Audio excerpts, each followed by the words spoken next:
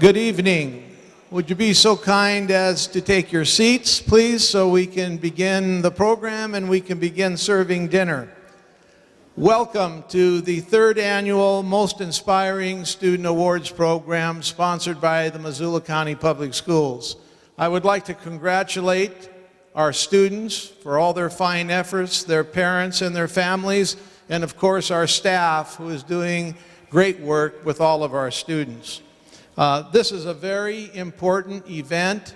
Our number one goal in our school district is that all students succeed academically and graduate and go on and do great things in their life, regardless of circumstances or abilities. That's our number one driver in the Missoula County Public Schools. And the students today are proving that that's very important to them. And I'm so proud of you as students, the parents, and the families. Thank you for being here with us this evening. At this time, we will begin serving dinner. Thank you. It is a pleasure to see all of you tonight. Dinner is rolling out, I'm told, and everyone will get served, and I will be collecting whatever you leave behind later, ladies and gentlemen, so we have that going. I'm just becoming slightly acquainted with my script. My job apparently is to keep things rolling this evening, which I will endeavor to do. We have a number of fantastic speakers this evening, folks.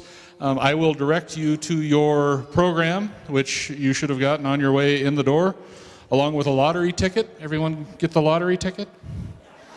All right, I'm making the lottery ticket part up, but you did get a program, and in that program you're going to see some biographies of the folks who will be speaking, so I won't read those biographies in full to you this evening. I'll leave that to you. But I will tell you that you got some great and inspiring folks here this evening. And we will begin, ladies and gentlemen. Now, actually, just one more housekeeping thing real quickly. In the back of the hall, you see a television camera. That is MCAT, Community Access Television, filming the event. Each student this evening will receive a DVD of the event, which is a wonderful bonus, I think. So, MCAT's here. Cameras are watching. I will now, ladies and gentlemen, it's my pleasure to introduce, on behalf of the good folks at Missoula County Public Schools Exchange Club, Missoula Education Foundation, our keynote speaker this evening. Ladies and gentlemen, Cherith Smith will be speaking to you. Cherith, as you see in her biography, has done more than many of us have ever done, and apparently is going to continue to do more, even though you're very young. So you're really ruining the curve for many of us. Cherith, we appreciate that. Big round of applause for our speaker this evening, Cherith Smith. For inviting me here. I am very, very honored to be here with you. My name is Cherith Smith, and I am going to take you on a very short journey through my educational experience. Give you a little bit of background about myself first. I was born on the Rosebud Reservation, which is in South Dakota. And from Rosebud, I moved briefly to a boarding school right outside of Missoula. It's called Northwest Indian Bible School. Still there, and shortly after that, headed up to Canada, where I'm also enrolled as a member of the Piegan Nation just across the border. So my educational journey began rolling straight over the border with my Canadian accent, straight into the public school system here, where I tried to convince my first grade teacher that Annette was a contraction, and they just didn't go for it. And I also tried to convince them that Hey was part of the alphabet, and they didn't go for that as well. So I started cruising through the educational system thinking, oh geez, what have I got myself into? This education system is just way too crazy.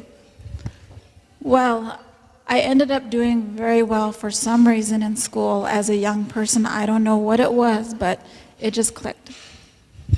Somewhere around the third grade, something started happening to me, and I would be sitting in the classroom, and suddenly everything in the distance would start having these flashing lights. Windows would shift, doors would shift, and I would start feeling this huge pain in the back of my brain. I would get up and I would start heading towards the door, and the door wasn't there, there'd be a wall. What I didn't realize I was experiencing were these debilitating migraines that would stay with me for my entire academic career. So this was as a third grader, where I'd get up in the middle of class, trying to raise my hand, try to be polite, yet by the time I got to the door that I couldn't find, I was so nauseated, I would start feeling very nauseated, upset stomach, everything, which when you're a third grader, that is just the most mortifying thing that you could ever go through. All the way over to that secretary's office, just leaving your lunch everywhere. And this was my experience basically through third, fourth, fifth grade, so I ended up missing a lot of school. My migraines would last probably 3 days to 5 days, where there was nothing I could do, and I truly thought as a child I was dying. I would come back to school, and everything would be fine. I would get back into the rhythm of everything, get going, and once again, these migraines would come back. During about that same time, I was living with this wonderful family, my parents, my siblings, that love to travel. And so in the middle of all this, I'm trying to take care of things as far as my health was concerned, and suddenly Dad would say, well, it's 4 a.m., it's time for us to go back to Canada and visit with the folks. And so we would pack up, and we would head back to the border. I'd come back the next week and try to pick up where I left off. So basically, this was a pretty rocky start for education foundation. However, the reason I'm here today is to tell you that as human beings, we are very resilient. And that's one of the things that I like to emphasize is, as each of us being a human being, resiliency is something that we can always count on. Each of us has a very, very different path that we are faced. There are many challenges along those roads, and many times there are a lot of diversions along the way. However, those diversions create who we are today. By the time I got to high school, I had missed so much school. However, it was amazing because I had almost all the credits I needed to graduate by about the end of my sophomore year. I don't know how it happened. I started going to the University of Montana part-time, and I was only at school half-time through a very special program that allowed me to take university classes just as experience. What the academic side did not know was that I was by that time living with a single mom who was struggling to get her own education. And that was a huge role model in my life for me, is to be there and to be a part of someone else's journey to succeed. Being in a household with a single mom, some of you may realize, puts a lot of responsibility on the child. And so as that child, I was sitting there raising my own little brother, who was about 4 or 5 years old at that time. In single-parent households, sometimes those responsibilities include staying home because mom doesn't have childcare to take care of a sick baby. And so the siblings step in and they fulfill that role. That's something as, for myself, something very important was for me to understand that if my mother could succeed at school, then I too would succeed at school. I knew I wasn't going to school very often. I knew that when I got to school, there were insurmountable amounts of homework to do. I knew that there were challenges to face, but I had this vision, and I saw myself getting through that system, getting on to something better, and I didn't know what it was. I didn't know what was at the end of this journey. Shortly thereafter, I ended up, 1994, supposed to graduate with my class, and here I was, this kid that had almost all my credits to graduate as a sophomore. but I ended up not having enough credits to graduate. So I walked without a diploma. And in my mind, I thought, well, I'm walking without this diploma. I'll be able to go ahead and get those credits made up and really get something to go in there. Because I was walking down this aisle carrying this book, and there's nothing in it. And I'm thinking, geez, all these people are watching me, and here I have nothing in this book. I better just keep it closed. I ended up starting my own family during that time. And with a newborn in tow, I went to 26 different job sites to apply for school, and this is as an 18-year-old kid. Every single job site said thank you, but no thanks. 26 jobs. I had a family to support. I still had my little brother, and I still had this single mom who now had a child with a child, and I had no diploma. So with the help of a program called Even Start, which is an adult literacy, family literacy program, they took me under their wing and they said, Cherith, you're so close to graduating. What do we need to do? Well, the first thing I needed was to support my family, so they helped me get my GED. And with that, they said, you're only missing 2 credits. Let's get those 2 credits done. So with my newborn, we would go to night school over at Willard School. I'd walk there every night with her. She would sleep while I was taking classes. I was taking a U.S. government and another class. And throughout that summer, I was able to obtain the credits I needed to get that high school diploma, which was amazing to me because here I had this little girl, this newborn infant, who was going to have a mother without an education, something that I was trying so hard to obtain. Once I received my high school diploma, it was just, oh my goodness, this is the most amazing thing. I can do anything. So from there, I just jumped right into the university. I took this placement test, and these placement tests, they're amazing. They tell you, oh, you're going to be great at this. And they said, you're going to be great at science. So it told me I was going to be great at science, and I jumped into this university class with 300 other people and went to my first lab, and everyone looked at me and they said, who the heck is this kid? Nobody would be my partner. For some reason, I don't know what it was, but nobody wanted to be my partner. They thought that I would be the downfall to the entire chemistry lab. I don't know what I was going to do, but it wasn't going to be good. But that's okay, because once again, we are resilient people, and as human beings, we have a reason why we deal with these burdens, why we deal with these barriers, why we have to overcome these hurdles, and those things make who we are. With that, I flunked out. I failed my first semester at the university.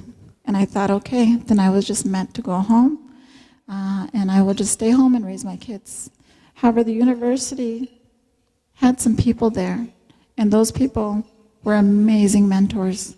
And this is where I would like to tell all of you that when we make those connections, those human connections, to really be open to that helping hand. I had somebody out there at the university who cared about me, who said, you know, Cherith, you can do this.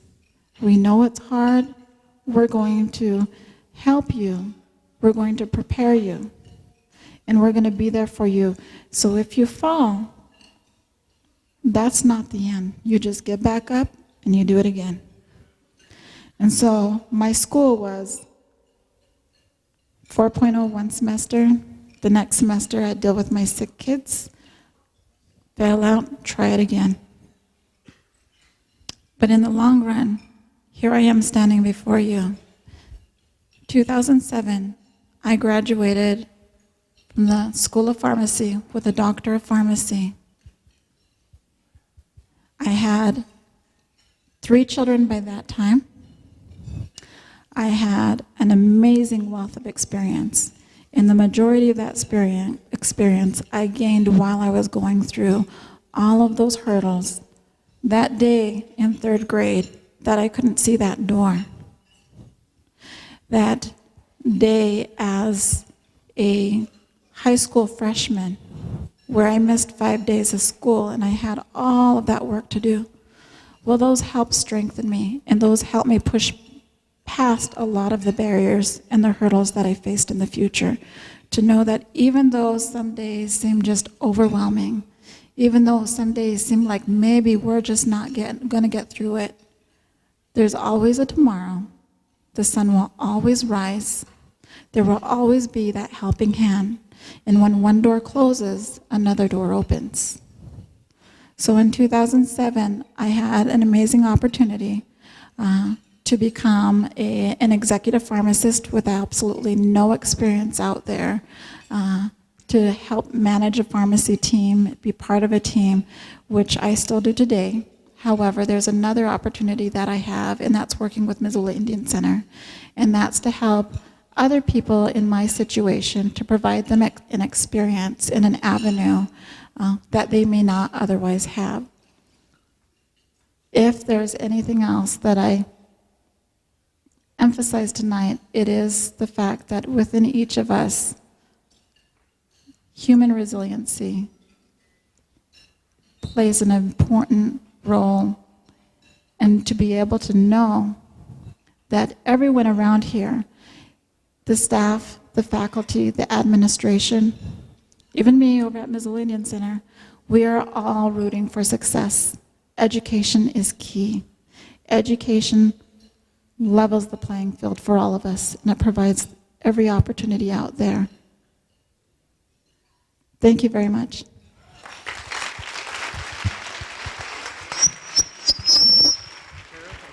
We got a little gift for you.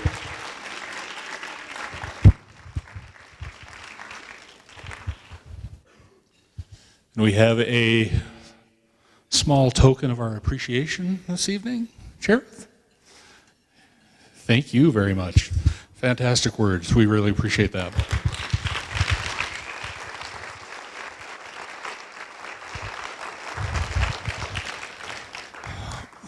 So as mayor, one of the things that I experience pretty relentlessly in this community is a generosity of spirit, and that generosity is expressed largely by folks willing to help one another. So the folks who put on this dinner this evening are all about helping, right? Exchange Club and the Education Foundation. And there's probably not a person in this room whose better nature isn't about helping. We all want to help. The interesting thing is sometimes we don't recognize that once in a while we need to take it. So one of the things we ought to think about this evening is we got to look around the table, see who's willing to help, and maybe take it once in a while, right? All right, ladies and gentlemen, we have student speakers this evening who will, I think, inspire as well, and we'll begin this evening with Tori Dahl. Tori?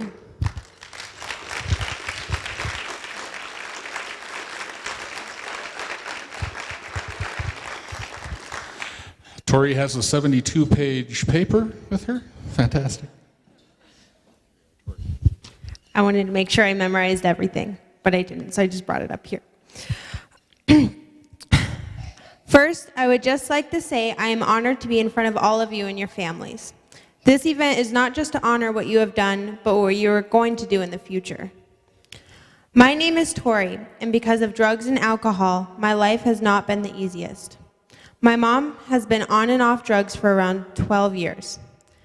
During this time, I endured violent outbursts from my mom that would last for weeks. At the end of a binge, my mom would sleep for days, and I had to fend for myself and take care of my little sister Macy, who at the time was an infant. I was not sure of where we would live from day to day because my mom went through several jobs and got evicted from 5 places in 6 years. My mother is an exceptional person, but due to drugs, has caused my sister and my life to be very difficult. My dad, because of his alcohol and drug abuse, will be in prison for the majority of his life. He has and never will be a part of my life because of his poor choices. During my freshman year of high school, I walked into my counselor's office and I wanted to talk about my future. I wanted to go to college, I wanted to graduate, and I wanted to get a secure career, but I didn't think that that would be possible. She gave me a look I will never forget and said, "You have everything in front of you. Don't let your obstacles take that from you. You have full control of your future and never let anyone or anything take that away from you. Fight for what you want and most importantly, what you deserve." After that, we had meetings every other week discussing what I wanted for my future and things to do to achieve that. She saw something in me that I thought I lost. My motivation, my wanting to fight for my future. I was letting my obstacles take over. Thankfully, my counselor and the support from some of my family allowed me to come out and succeed. Last year, I won the county, state, and national ACE award. My dream of going to college is now a reality, and I've gotten the majority of it paid for. I read a quote the other day by Sue Ashley E. Baugh that said, "Within our dreams and aspirations, we find our opportunities." Have huge dreams. Such big dreams, people laugh at you because they're bigger than their wildest dreams. Use that laughter to fuel your fire and get closer to that dream. Even if you only inch to it, you're still getting closer than the others who are too scared to even dream that big. And later on, you might not achieve that dream, and that's okay. If you dream so big and work towards it, you'll get farther than if you never dreamed at all. That is the true accomplishment. Believing in yourself when others wouldn't.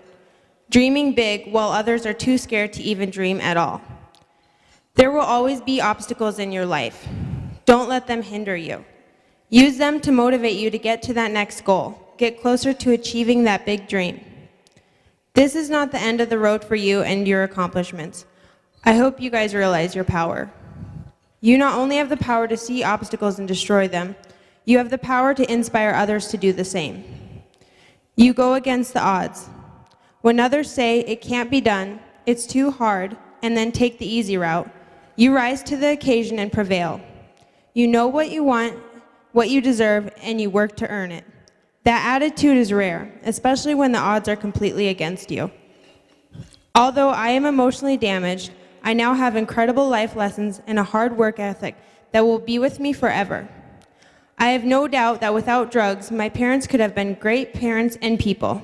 But because of their choices, my sister, myself, and everyone involved in their lives has suffered. It's not fair. Life's not fair. Everyone has said it, and everyone has heard it. Yes, life is cruel and hardly ever fair. No, you can't always control what happens to you. But what is vital to remember is you can control how you let it affect you. Don't stop here. Don't lose your hunger for better. When you get to one goal, strive for the next one. Strive to be the best person you can be and never settle for less. Thank you.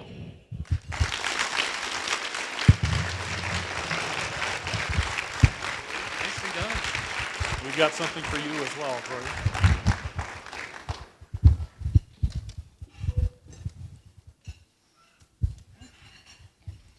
Thank you very much. So for each of our student speakers this evening, we have the Sweetgrass, we have a bronze medal, and a certificate. Thank you very much, Tori.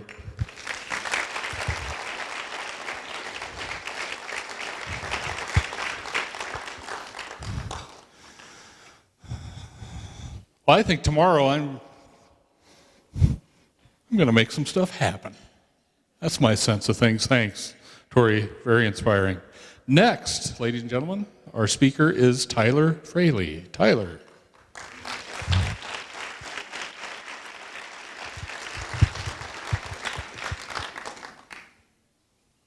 Tyler, how are you? There, sir. Well, there's a lot of people out there. Okay. Hi, good evening. My name's Tyler Fraley. How many of you know a person with a disability? Well, I have one. I struggle in reading and writing. How many of you know what an IEP is? Well, an IEP has guided my life through high school, elementary, and junior high. An IEP stands for Individualized Educational Plan, and it's for students with disabilities to promote learning. And how one gets into it is by doing some paperwork and some tests, and then the student must qualify for where they struggle the most. And then you have a team approach, and the team approach consists of 5 people: case manager, parents, teacher, counselor, and a student. Well, goals are made also for this. My goals were to improve reading and writing skills, and everyone's goals are different. Let me tell you about my first experience with an IEP. I've had one since kindergarten. I was diagnosed with reading and writing as a learning disability. 5th grade, I moved from Frenchtown to Stevensville. 8th grade, my IEP wasn't that great at all. At the end of the year, we all sat down and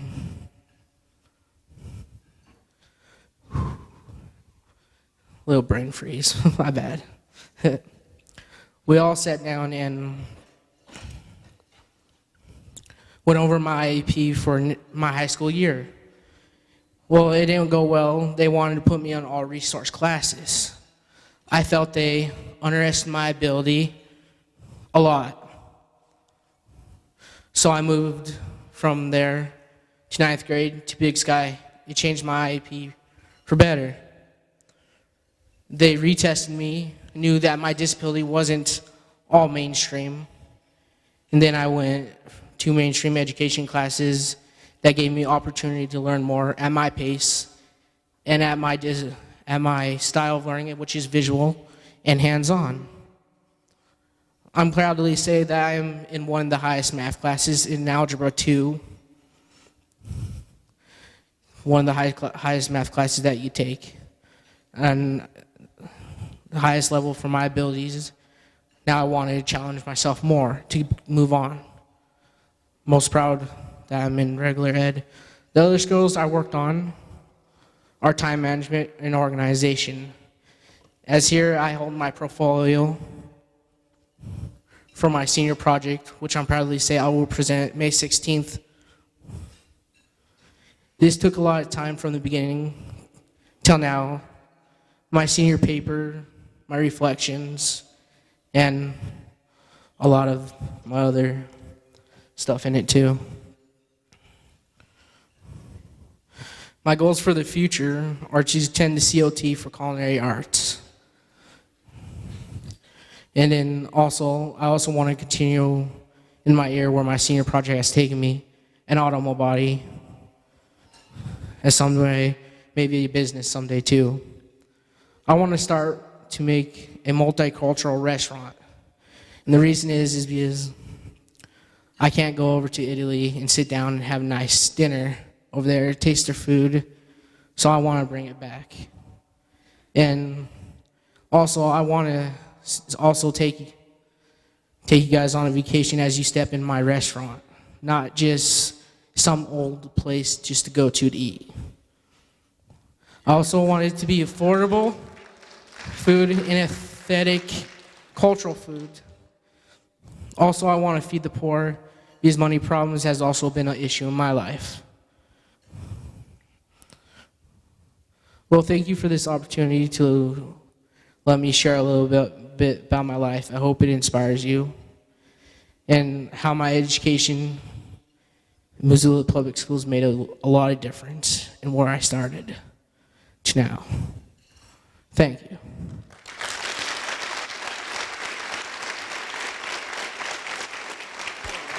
Thank you.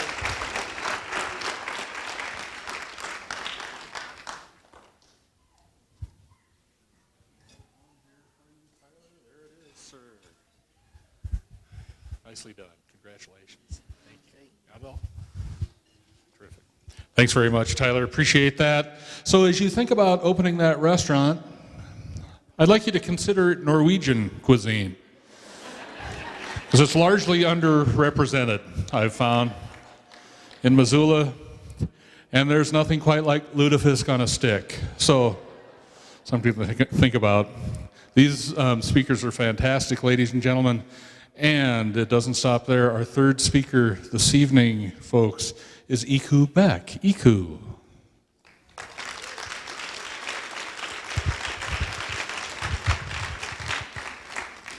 Thank you very much. Hello. My name is Iku Beck, and I'm a senior at Hellgate High School. As many seniors in the room and/or students who will soon be seniors will know, the college application process is really stressful. And for students who are applying out of state, this month has been a long month because at the beginning of the month, you find out where you get in, and by the end of the month, you have to choose where you go. Ooh. Let me try not to do that again. So when I first got into all the colleges that I got into, I'm choosing to attend Harvard next year, but when I first got in, I was very surprised and astounded at the fact that I actually was accepted there, and I told some of my friends about it. I said, how did I get into these places? And the next day I signed onto Facebook, and one of them had sent me a video that was on the Harvard student website, and it was called Admissions Mistake. And it was a compilation of a ton of students at Harvard who they interviewed about how they felt like they were always the admission mistake, how they felt like they were never that they paled in comparison to everyone else's accomplishments. And this brought me back to my experience as being honored as the most inspirational student in 2009. I remembered I was really excited about it, but I didn't really know what it was about. And then I got there, and I was seeing these students who had overcome, they had gone through chemotherapy for breast cancer. There were students who were facing the challenges of being a mother in high school, and I was thinking, how am I in any way as accomplished as they are? And so this made me think about how we measure accomplishments. And every student in this room is part of what I like to call the post No Child Left Behind generation, where our success and our worth is all based on tests and grades. So it was a really abstract concept for me to think about, that colleges look at you as a comprehensive person, and also that this program thinks of you as a comprehensive person. And that's what I think is so important about the Most Inspiring Students Award. It's because it's designed to celebrate people's real life accomplishments, not just their accomplishments on paper. So each one of you students stood out to a counselor or a teacher, and they saw something exceptional in you that you may not have seen, but that you possess. And it's really interesting because it doesn't have anything to do with grades, and it doesn't have anything to do with the mainstream ways of talking about success. It's overcoming challenges, and it's becoming someone that you want to be in life that's really important. And I think that the success that everyone in this room exemplifies is exponentially more significant than any 2400 on the SAT, than any valedictorian, than any 4.0 GPA that you can get. So my hat's off to you. Thank you for having me. Thank you very much. Got stuff for you. Don't leave. Don't leave. You can't run off without the prize. Thank you very much, Iku. Met Iku the other evening with her family at El Cazador. We had a brief conversation. Turns out we have a lot in common.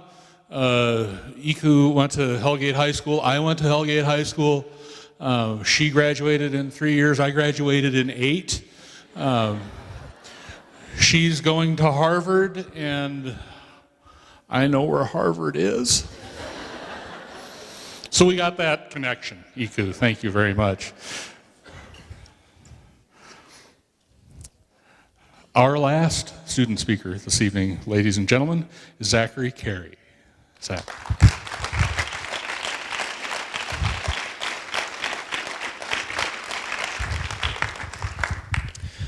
How is everybody?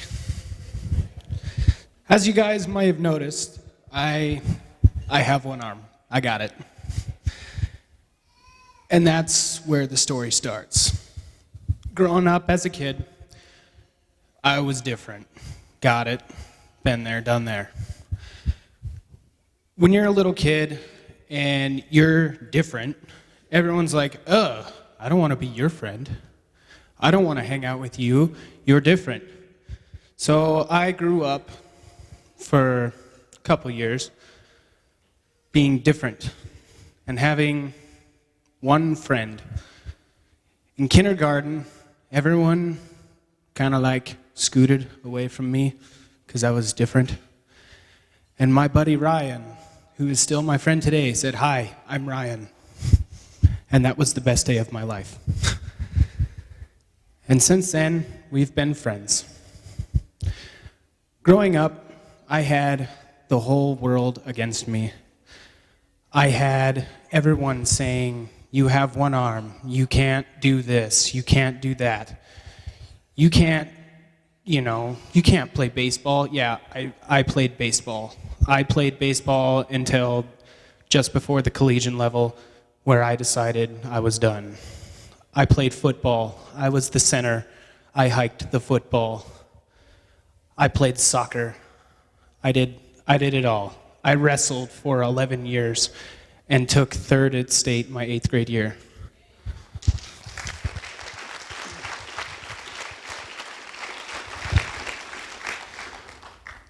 A big part of my life was my grandfather, who told me to set goals. And not just to set goals, but set achievable goals. Goals can be misleading. If you set goals that can't be achieved, they can break you down. And my goal was, I can do anything. So what if I have one arm? I can do it all. And I did that. I did every sport that I could. I even golf. And now for my next goal. My freshman year, I was getting a little off track, had some emotional problems with my father, and I started getting a little off. And I found my love, which was music. I play an instrument called a euphonium. What's that? It's a mini tuba. I also play the tuba and trumpet and trombone, and I'm kind of learning French horn. I am going to college next year to become a music teacher. I am also going to college next year as a music performer. I'm double majoring. I plan on being the only music teacher with one arm that I know.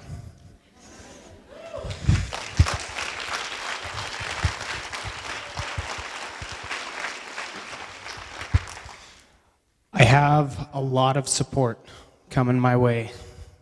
I have personal ties with the marching band director at the University of Montana. He lives about half a mile away from me. He's going to be my beacon of light to go towards. He's going to help me along the way, and I can't wait. So, here's my advice to you. I have one arm, so what? I can do it, anything. So can you. Thanks.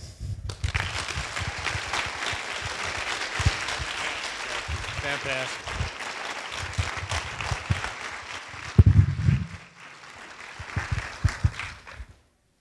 There you are, sir. Thank you so much. Thank you. Thank you very much, Zachary.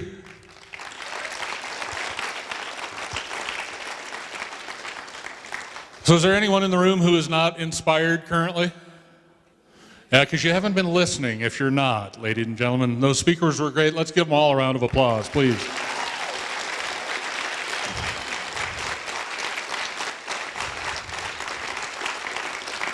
And now, ladies and gentlemen, we are going to take a brief break. We're going to ask that most inspiring students head down this hallway right here to line up for the awards. We are going to have some dessert coming your way. You may want to refill your coffee cups. And, ladies and gentlemen, thanks to the good folks at Hoagieville, Bob Powell and Nick Alonzo, every inspiring student this evening gets a Hoagieville gift card, ladies and gentlemen. As far as I'm concerned, nothing says inspiration like cheese fries. Excuse me, at this time, we're going to begin to recognize our most inspiring students by school and the principal, and we will begin that process at this time. Thank you. Thank you.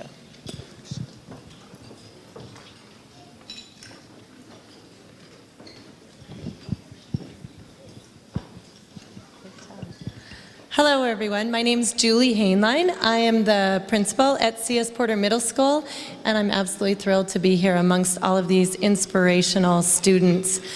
Tonight, I'd like to introduce you to 6 inspirational students from C.S. Porter Middle School. First, we have Thomas Gladue.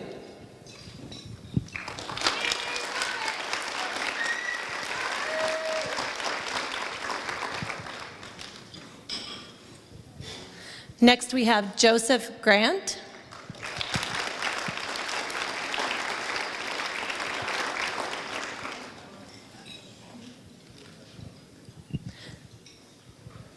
Next, we have Azrad Irwin.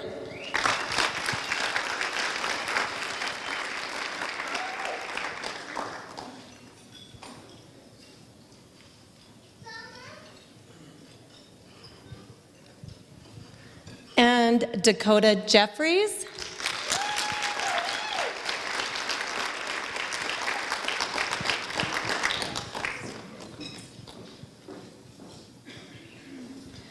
Cade Taylor.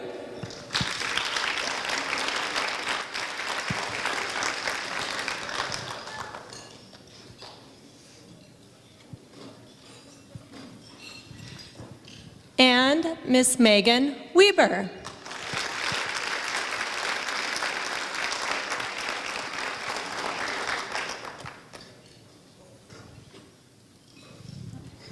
Let's hear it for C.S. Porter Most Inspiring Students.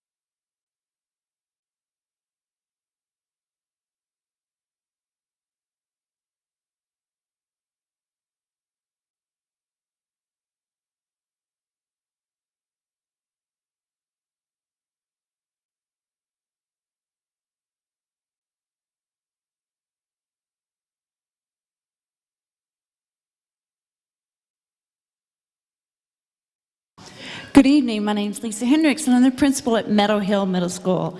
And we have 6 students with us this evening, and we'll start with Miss Ashley Jacks.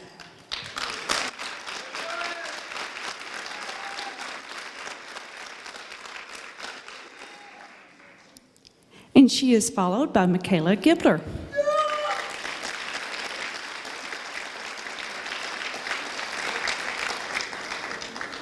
And then we have 8th grader Olga Lameza.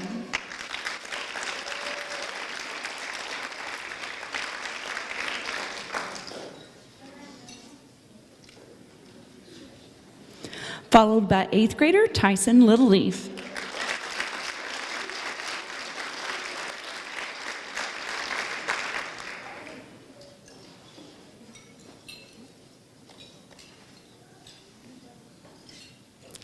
Next is 6th grader Shannon Potter.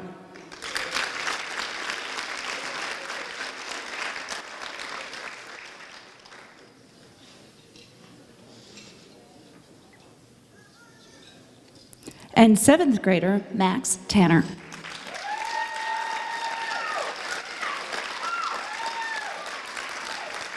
Ladies and gentlemen, I give you the most inspiring students from Meadow Hill Middle School. Thank you.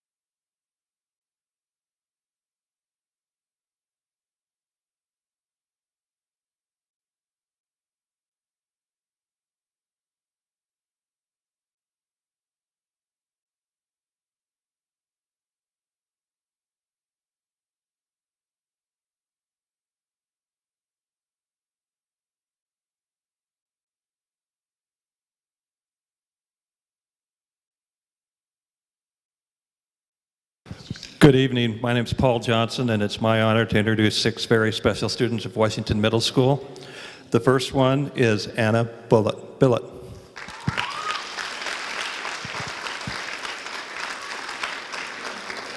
Michaela Munnerlin.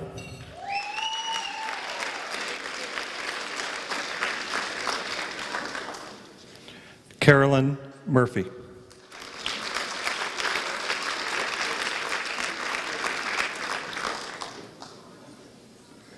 Brianna Raw.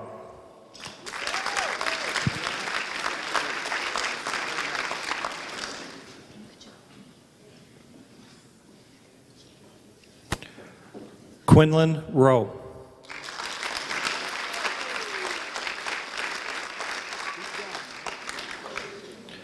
And Heather Rosette.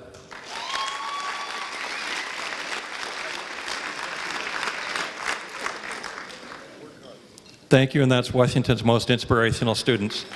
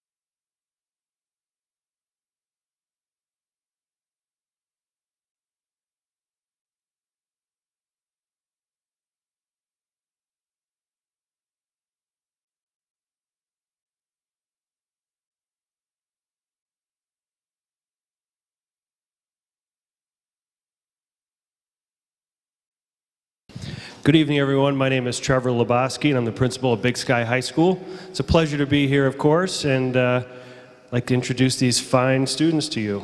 Starting first with Tabitha Bear.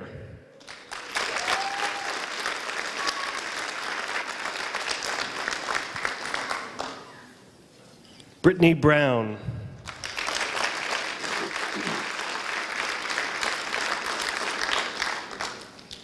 Andrew Harris.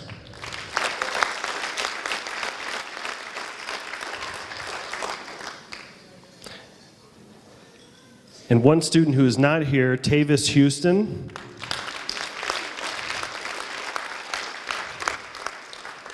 And thankfully, she is here, Adriana Morgan.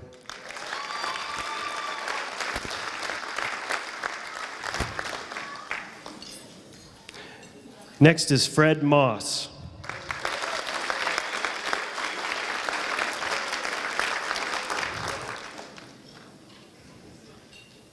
Sabin Parmiter.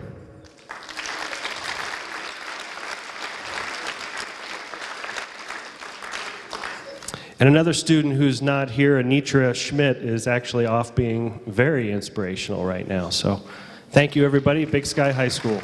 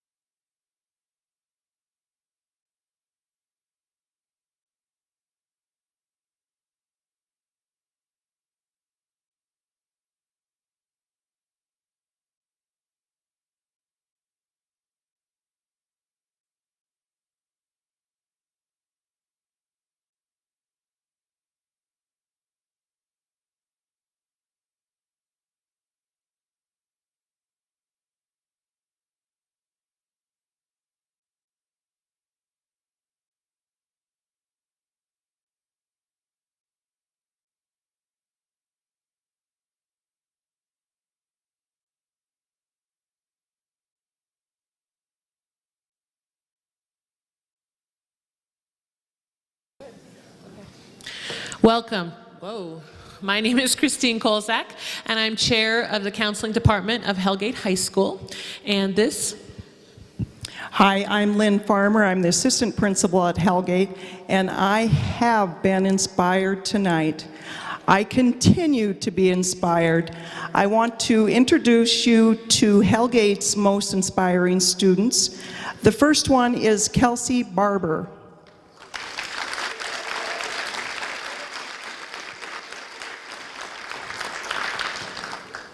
Matt Barnes.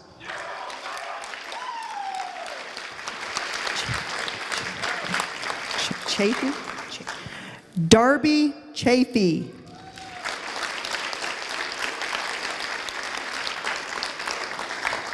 Cody Meixner is gone this evening. He's at a track meet in Kalispell. Brooke O'Neill is also gone with her sick baby. Indigo Ryan is also gone. She is on a school trip with the business department. Allison Steiner is also gone. The next one is here, Erica Weldon.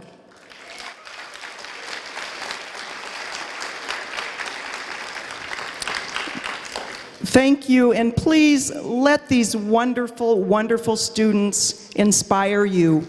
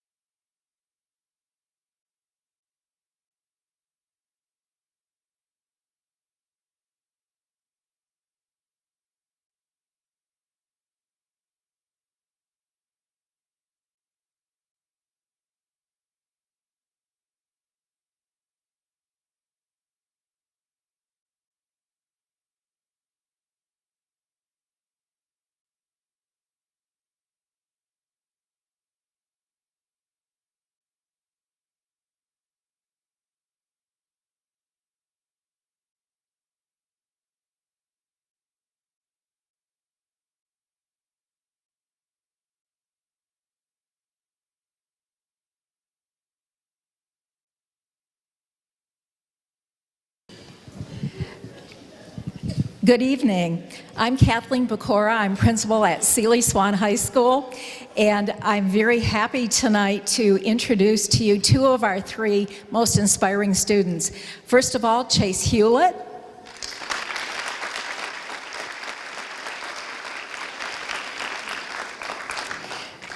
And secondly, Morgan Talon.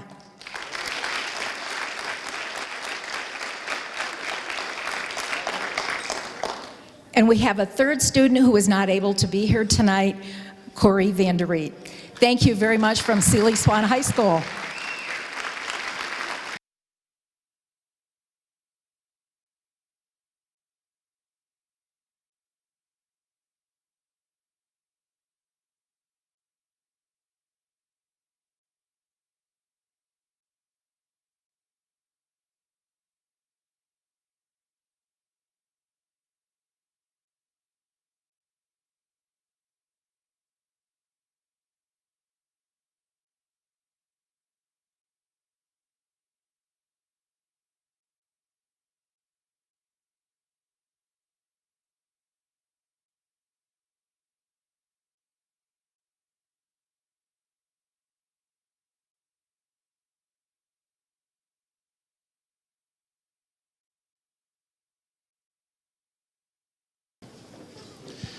Good evening. My name is Tom Blakely. I'm the principal at Sentinel High School. I want to thank you for this opportunity to welcome the inspiring students from Sentinel High School. First off, Wyatt Carlson. He's a sophomore.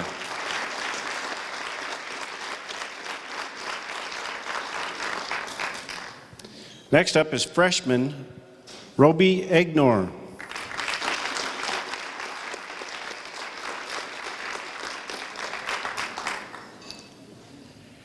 Freshman Ashley Hill.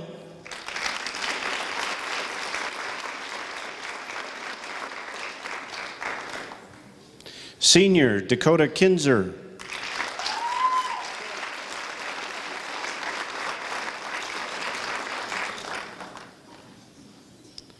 Sophomore Spencer Mohan.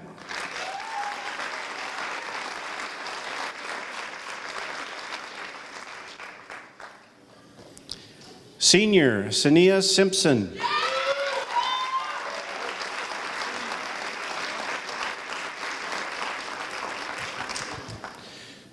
Junior Mike Stieber.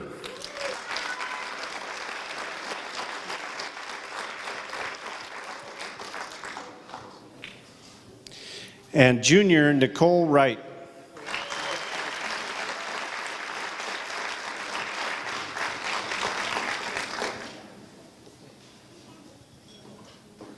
Congratulations. Thank you. Thanks, Tom.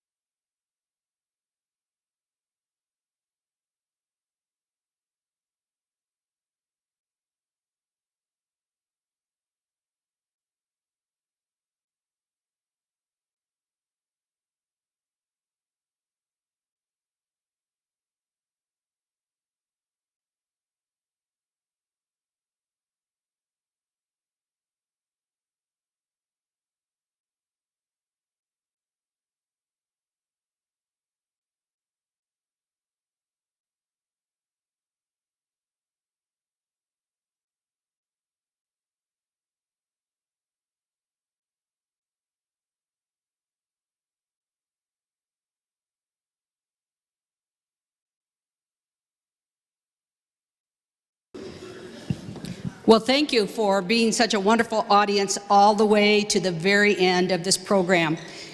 My name is Jane Bennett, and the staff and students join me in being honored to be the final school in the alphabet and the last act for you tonight. I have to point out what you heard tonight is that our Master of Ceremonies and our Mayor, John Engen, was a student at Willard when it was an elementary school. And our keynote speaker, Dr. Smith, was a student at Willard when it was an adult education program. So I predict that these great students someday will be as successful in their adult lives as our mayor and our keynote speaker. So our students are Mr. Cody Bostwick,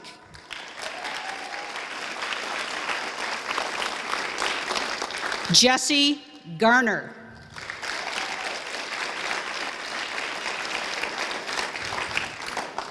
Shakayla Jacobson, who was unable to attend tonight,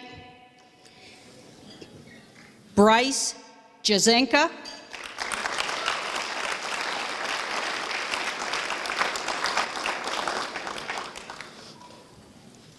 Ben Riggs,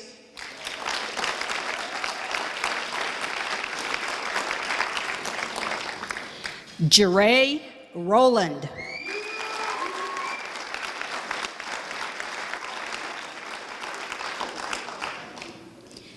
Jessica Schlagenhoff,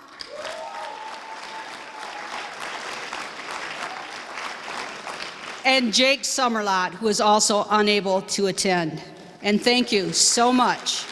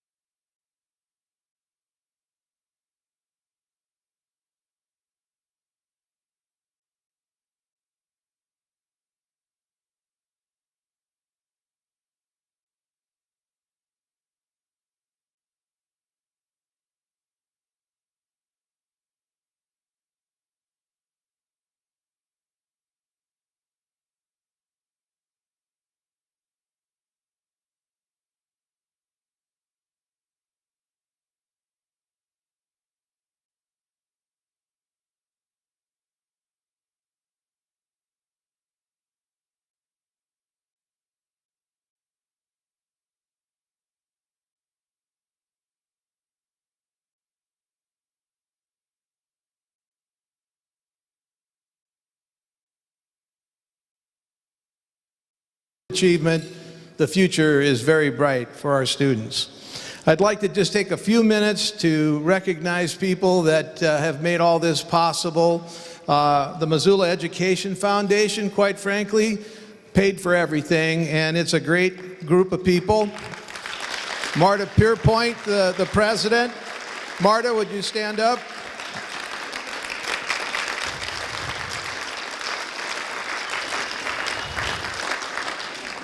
And I should introduce Jim Clark, our former superintendent, who's involved in the foundation.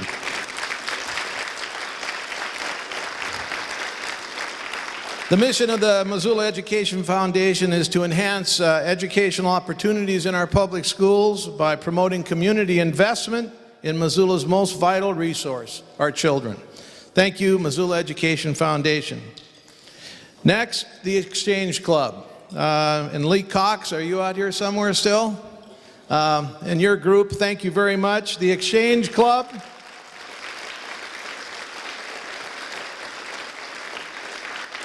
The Exchange Club is America's premier service club, working to make our community a better place to live through programs in Americanism, community service, youth programs, and the prevention of child abuse. Thank you, the Exchange Club.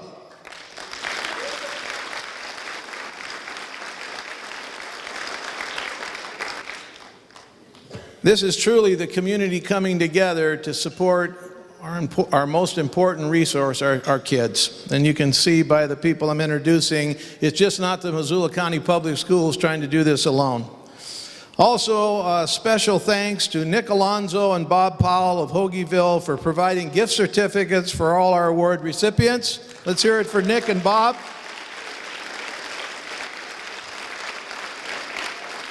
Special thank you to Bitterroot Floral for the use of the floral picks.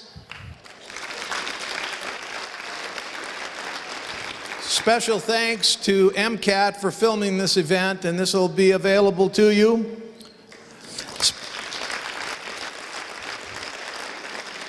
Special thanks to Lee Cox again of Missoula Exchange Club for furnishing each student with a DVD for this event.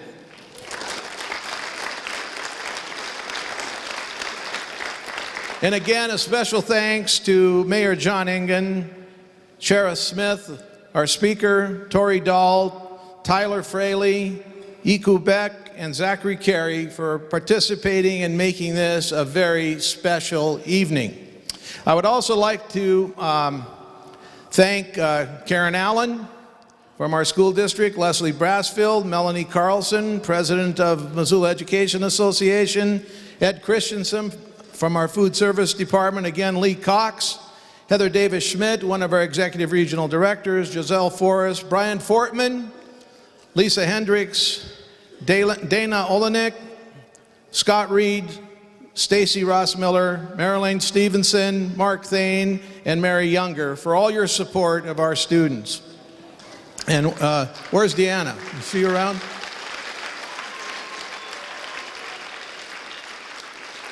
Is she here? I can't see her. A very special person, a secretary in our school district that really worked hard to put all this together. We appreciate you, Deanna. And finally, we would like to express as a school district many thanks to our parents, to our families and friends for all your dedication, commitment, and support of these exemplary Missoula County Public School students. Thank you for attending, and we'll see some of you maybe next year. Good night.